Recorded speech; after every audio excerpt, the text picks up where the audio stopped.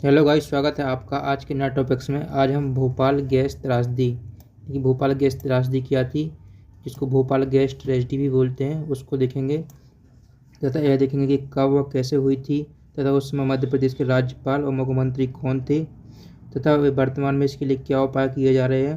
परीक्षा की दृष्टि से महत्वपूर्ण क्वेश्चन क्या है, वो हम सब कुछ इस वीडियो में डिस्कस करेंगे।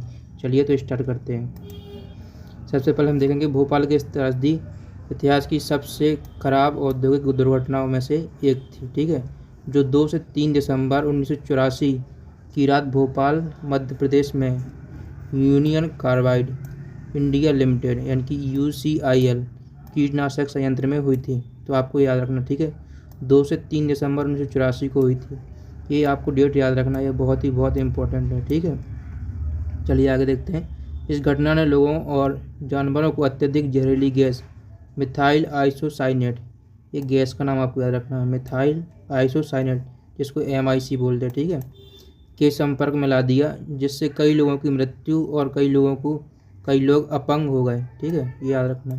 कई लोगों की मृत्यु हुई तो कई लोग अपंग हुए थे, जिसका प्रभाव तत्काल और दीर्घकालीन समय तक स्वास्थ्य पर पड़ा और मौतें हुई, जिसका प्रभाव अभी भी वहाँ देखा जा सकता है और पहले ही बहुत ज़्यादा इसका प्रभाव पड़ा, ठीक है। तो आगे देखते हैं। ये हम लोग ऊपर उसको देख लिया कि क्या थी। अब हम देखेंगे भोपाल गैस कांड से महत्वपूर्ण प्रश्न क्या है, ठीक है, जो हमारी परीक्षा की दृष्टि से भी बहुत महत्वपूर्ण, ठीक है। तो देखते हैं। सबसे पहला प्रश्न इसमें कौन सी गैस का रिसाव हुआ था। ये अगर क्वेश्चन आता तो इसमें देखिए, इसमें मिथाइल आइसोसाइनेट गैस का रिसाव हुआ था और यूनियन कार्बाइड इंडिया लिमिटेड नामक कंपनी में यह दुर्घटना हुई थी, ठीक है, इस पर याद रखना।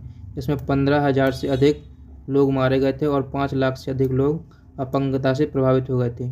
भोपाल शहर के 36 वार्ड इसमें प्रभावित हुए थे, ये भी याद रखना, ठीक है, मध्य प्रदेश राज्य के भोपाल जिले में, ठीक है, इस पर याद रखना। उसके बाद आगे देखते हैं। जैसे कि दूसरा क्वेश्चन है हमारा, उस समय मध्य प्रदेश के मुख्यमंत्री और राज्यपाल कौन थे। तो ये आपको याद रखना, ये बहुत ही मोस्ट इंपॉर्टेंट है कि जब ये भोपाल गैस कांड हुआ था तो उस समय मध्य प्रदेश के मुख्यमंत्री और राज्यपाल कौन थे। तो उस समय मध्य प्रदेश के मुख्यमंत्री श्री अर्जुन सिंह और राज्यपाल KM चांडी थे।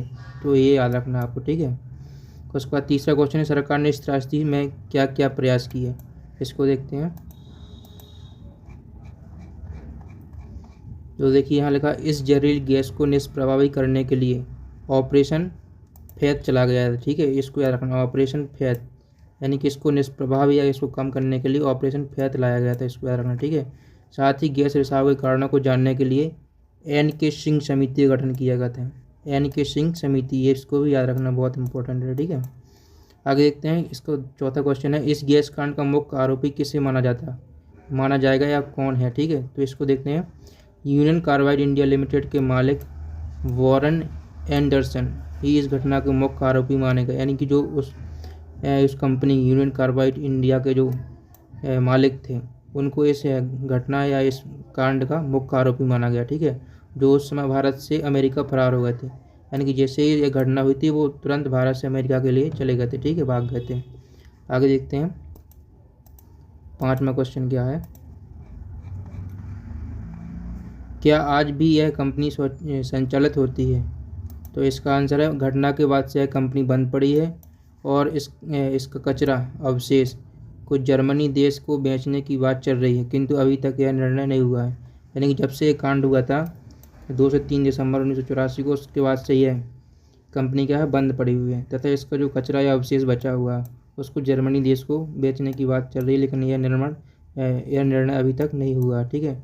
तो ये मोस्ट इम्पोर्टेंट क्वेश्चन थे जो परीक्षा की दृष्टि से महत्वपूर्ण है, तो इनको हमने डिस्कस किया, ठीक है। और ये कब हुई थी ये भी आपको याद रखना है, और उस समय मुख्यमंत्री और राज्यपाल कौन थे ये भी आपको याद रखना है इस गैस कांड का, ठीक है।